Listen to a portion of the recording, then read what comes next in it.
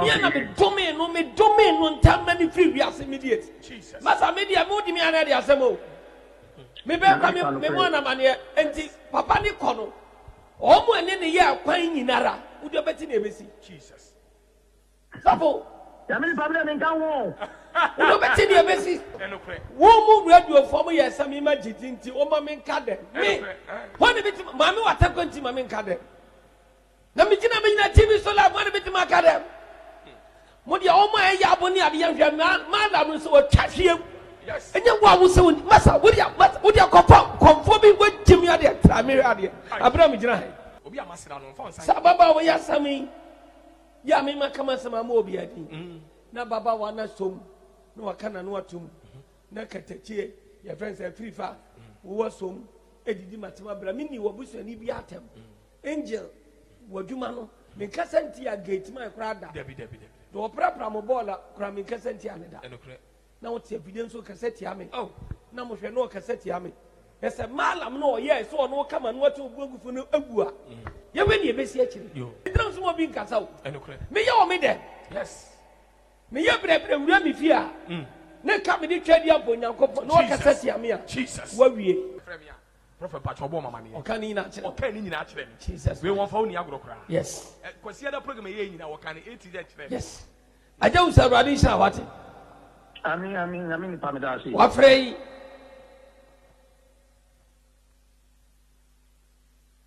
Mai wafrei.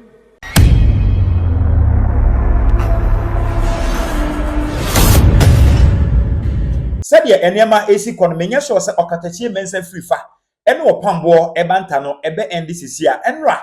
Bebe ka kire wo se Nana Tornado aso esi eye okatachie mensa free fa so after se oma ne maame ebedidi Opambour atem. Na Opambour eye program ena eye Agya Owusu ono nana eye emrante hene e producer e wo Sompa FM efre ye na abusua ensemo a papa no ensemo a Agya Owusu aboro so no enye easy se presenters bi ene komfo bi e conspire se Opambour abendo dunti ommo ne hwefom na omubu Opambour enhwefom ama ekobi ase no Opambour adome komfo no ama nagu mede mu nchemu ni na ebe ma wo aha eye AJ gossips mesel se obe feel free no ahye wa afa video wohwe ho comment section no we a share so ama wonu bi ensa etumi aka abusua information de ebi wo wiase pa we me se wo bre me pese wa wutie nkomo no se de esi hyase eni ba bi a ekokọ wie ye ba ye bedi nkomo ahobrasia wo nyame de atete efi nkola bem ye di gina yes ye ba na o kan sembi de di asema na me ya no pai de ya me ma so for saf mo ja ya yes sir prophet oh so for yes sir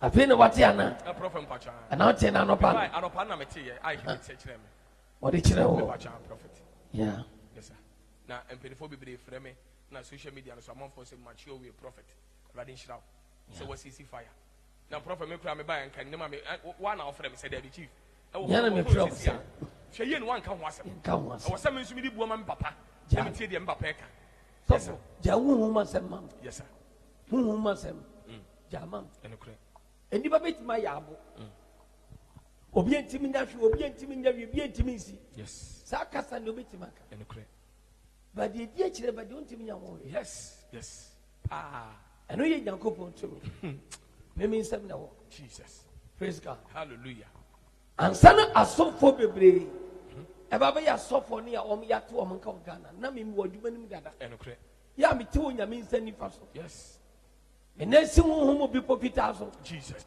ano hye eti wo de jamam yes sir Erwadi aka chem say we kan ya kan wo ma mitumi wo se mi jai enokre na do wo kire mi se me nyane kokwa yes ne ya se tumi bu wiase a obetima so retia Jesus sasam kase ba ko simbo pa prophet mpacha asam kase ba ko kase pa adifo sawo enya seketo akwa mpachi Erwadi kasa ko dia brase asam kase ba ko si anu so nim dwasa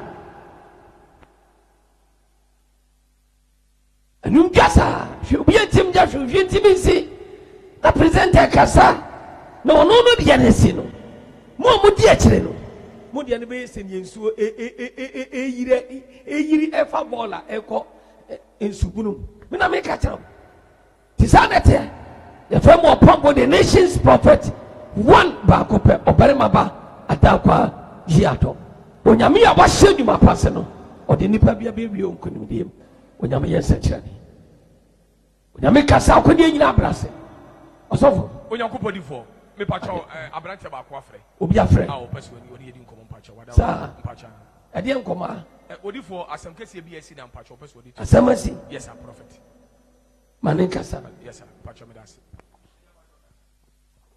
hello odifo onyame nipa mo yankopɔn nhyira awurade nhyira wo nso yɛfrɛ Agya Owusu ɛyɛ mmeranteɛ hene onyane baabi kɔ ne producer ni wa ankasa wo ba mmeranteɛ hene mia me ba mmeranteɛ hene wa wo fa asim na wo fa mmeranteɛ hene a wanyane baabi kɔ ya ne producer na ɛkɛsɛ o ka sɛ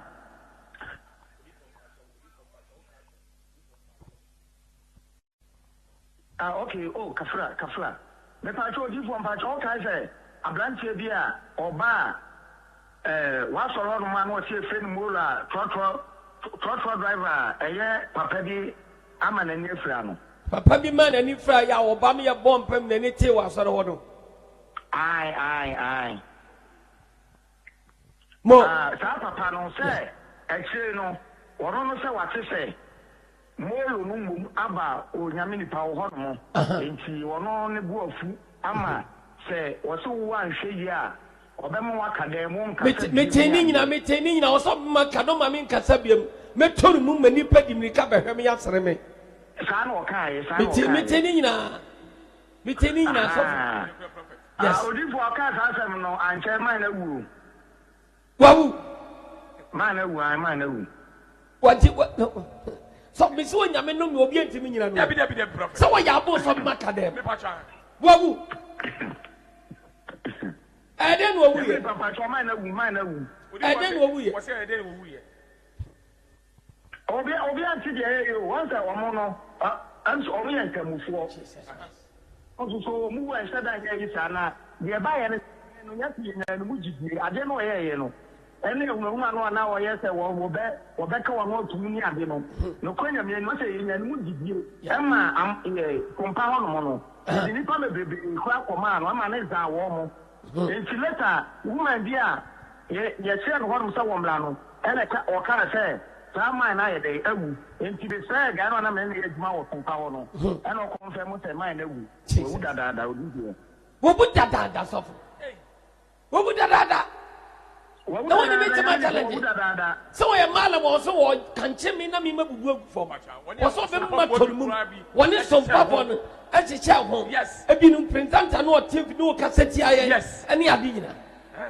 ozo bu so o munya no mo hyase o san na abranche no so onu so abranche ni producer me pacha prophet na satan no onu so hyase bi odi pacha we no odi for we dey on ka ho satan no on ka ho me pacha dey bi we no on phone ya gro kra prophet Erwadi Islam yes sir yeah odi for the said odi for pacha said nyankwa mranche ne mo fa mranche ne edi wo dance ne mranche ne tiase nipa no so wo pa ye wo nipa no so nipa ye wo mo enti bi sha bi fi no mo that me o take some o ka chem say Opambour de wa be wo bi ani no wa brother me akoma me then me wo financial ne ka chere me no very good nyame nipa wo de ni no wa go from day one mo na tie mi nyane ntie me ba mama na mane mi nyane ntie se mo amuni no ye meeting presenter for me papa no ye meeting curtains on kama nuntum no kama nuntum me da ne yarefo ti ma me da ne yarefo a ene obagidi wo the whole Ghana bia obi abetu se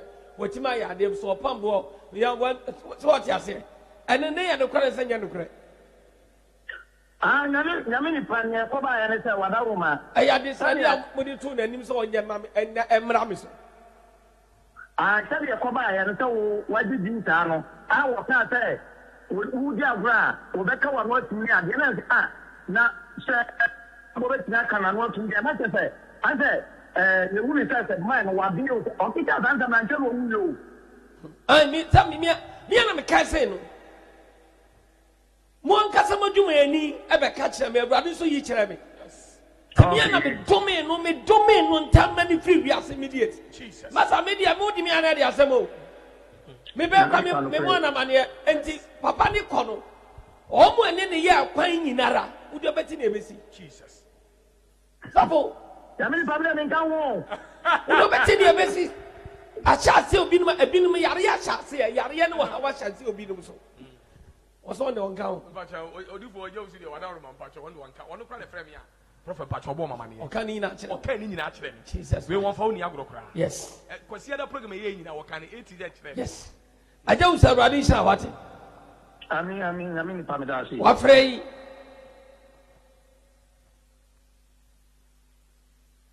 Mayi wa frei. Amen. Onyame tumi ma ho ban. Amen. Onyame tumi nhyira. Ya mfa wuni agro. Me da se. Akokra me wa police wo ye sergeant. Ya. Mfa wuni agro ba akokra. Me da se. Aya ka tansa me chi ana ya won hye damna no me chi ame.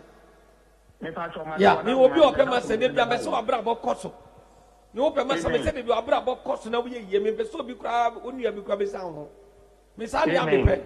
Pejaw sa na obi hu na okotokoto. Na hu so onyame tumi eye adwuma. Awurade nhyira abate.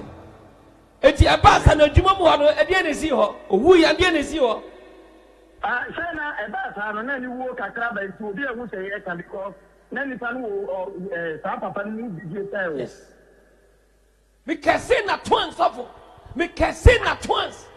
Jeni kofi ni nsam. Yare ball no wanya yare sta na odi wuye. Yare ball no wo be so be me madane yare fo academy. Jesus. Abra mi kasenti a wonim me da. Wo so obi akase to me ni me Awurade ma bi hu say na sam ni ni fia ba ifo yi ne be hia e nyo ne mo aboy na ni fra. Odifo me kani na wa so de. Asem ni nyina mu kura no. Abra ntere ba ye obekan de ye wa ye no. Prophet Mpacho Wadaroma. Osa ka kira brante so papa ne. Won san ko bo pa ne kura chew. O ma ni di ka kura pa ne chew wa. Pa ne chew kura wa ha. Ba bi obeko bi on pa ne chew. On pa ne chew. So ne friend no ne friend ne o. O ka se tia ni nti. Won pa ne chew. Wo mu radio form ye sami ma jiti nti o ma me nka de. Me. Ho ne biti ma me wata kwanti ma me nka de. Na me gina TV so live mo ne biti ma ka de. Mo dia o ma ya aboni ade ya hwa ma da mo so o twa hwiem. Yes. And you want to say, Massa, would you conform me with Jimmy at the Tamir? Abraham Jrai. We are conformance of Bodama, would you Tamir? Jesus. But you said to me, the friend brother send them DJ. Oh, yes. And yet you want to fear a china will be Amra. Nashi prophet. It will be a tia, a brantia. No, also Radisha, Medas, Bebra Joseph.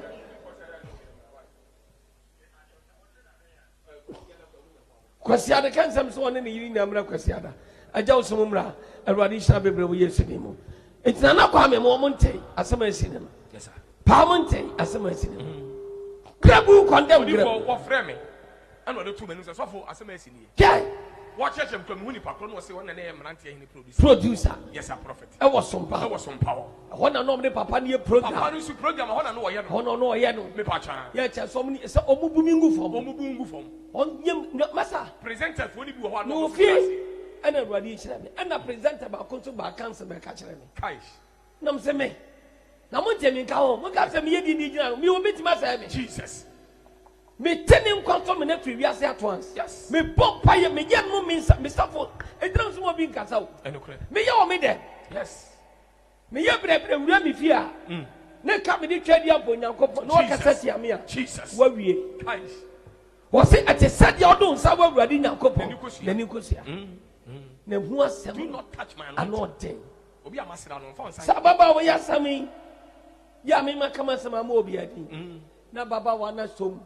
No wakana no atum na katachie your friends are free fa wo som edidi matema bra mini wo busuani bi atem angel wadwuma no me kasanti a gate man krada debi do prapra mo bola kra me kasanti aneda na wo tie evidence so kasati ame oh na mo hwe no kasati ame ese malam no ye so no kama no watu obuagufu no agua ye we ne ebesi akire yo akire mo sanya Nyankopon no mi wo wiase oh yes wo ya baba wa na wo tie evidence na wo so wo kabi min kasanti awda min yi watam da na so kabitia me Jesus me maudue ni kafra wo be wo na dia me pisabra me pena me de beto ma so Jesus ma kire wo se tumi e do nyame dia yes we be ka so hwintimi si mana me so wo chechire megufo ma bubu megufo bra me ntimi kasa bie me ba cha prophet na madane yare fo akada plenty wona ne producer wo o mi program o timbi me ba cha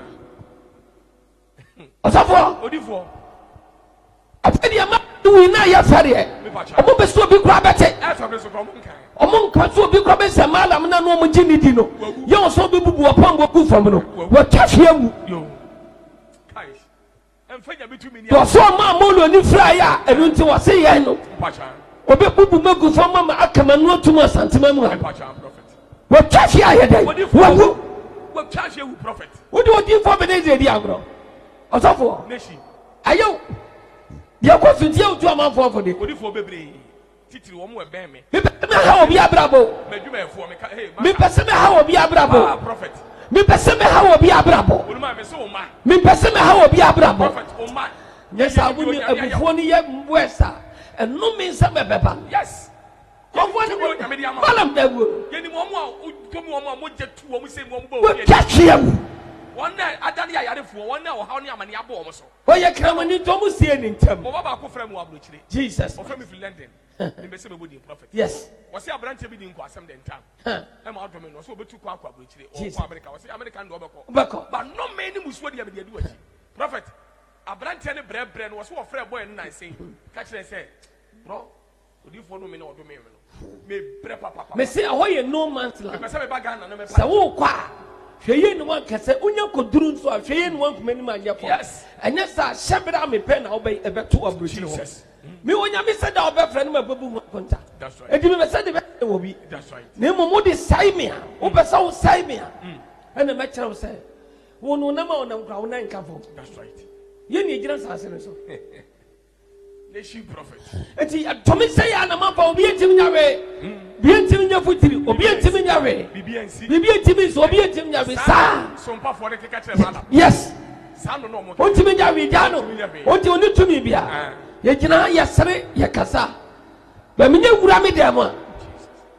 Na Awurade ankasa mi nyai, no ma me kwan. Abusuani from A to Z masun bia. Jesus. What so ya by hima? Who ya by ponsa?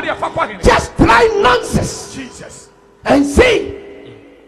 What's the matter, man? What if for pacha? Now what pay what yana? What if for pacha? Me the abrante the frame. Oh yeah. Me da bia meka se ofu afofra enye nyame nipa so.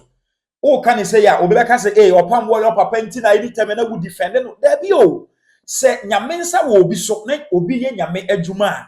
Bible say touch not my anointed and do my prophet no harm. Touch not my anointed and do my prophet no harm.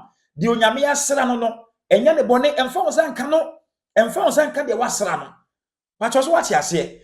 Enti se wonye ne ho sra eni a se adom wo obi so wo nyame nipa wo nyame dwuma na wonje ne ndi a mesrew memfo afofro enko ne so.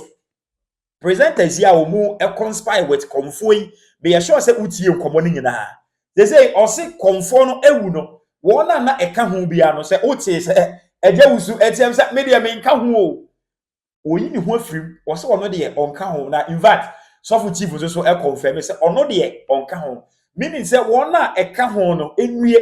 Say the Opambour eka ye no. Abuja feel free na share wa fa video no bia e share ma wunua bi ensa entumi nka.